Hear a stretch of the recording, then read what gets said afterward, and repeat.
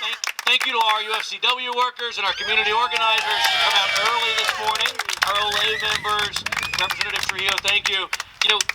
We were at, some of you know, I hope none of you were there. Some of you know we were there till midnight last night in City Hall working on the city's budget for next year because we had a $7 million new investment in our police services trying to address what is a law enforcement and a public safety crisis in our city.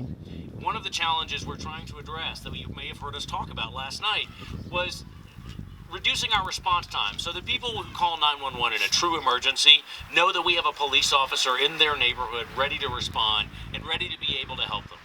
But too many people in too many of our neighborhoods, including this one right here, unfortunately have to wait longer for a police officer in a true emergency because too many are being tied up in providing corporate security for entities like Walmart. Time and time again, and I can tell you, some of you know this story. When I was in college, I worked for loss prevention for Walmart. I worked in a place where that was the best job in town, and I was really proud to have it. But it was also a place where we recognized that had incentives that encouraged us to be sure that we were filing reports and calling police for things that we could have addressed through prevention and through investments, just like we now are asking our cities and our country to invest in the infrastructure to make our cities work better and to return more services to our people. We have to ask our corporations to invest in their own infrastructure, to take care of their assets, to take care of their workers, to take care of their customers, and to take care of our neighborhoods so that they can be an equal partner and aren't taking up a disproportionate share of their own resources. Here in the city, we see this all around the country, but here in the city of Albuquerque, we have some real data on what it means. So last year, some of you may have seen, the Albuquerque Police Department put together a report and found that 6 of the top 10 locations for calls for service in the city of Albuquerque were Walmarts. That tells us that there's a real problem and that there's a real corporate entity here who's not paying their fair share.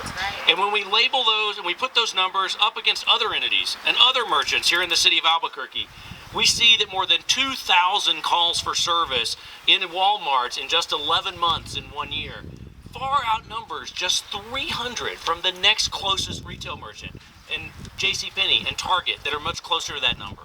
It's because those companies are investing more in their community, in their infrastructure, in prevention and customer service, and in their workers who are doing the good work to prevent crime in the first place.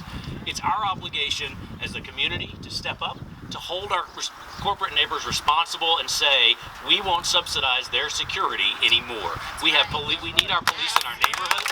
When we call 911, we need them to be there, and we don't need them as a city, somebody who has to set city policy. It's incredibly important for us to know that each one of those calls requires a police officer. Each one of those calls requires time away from community policing. Each one of those calls costs taxpayer dollars that we paid to provide that service. And so I'm proud to join our UFCW brothers and workers today, our Olay friends, our community organizers, to continue this work, to call that out. We have the data, we have the movement. It's time for us to move forward here in Albuquerque to continue to ask them to be a better neighbor and to do what we can on a local and a state level to hold them accountable and ask them to be a better corporate neighbor. So we thank you all for being here to help raise this issue this morning. Thank you.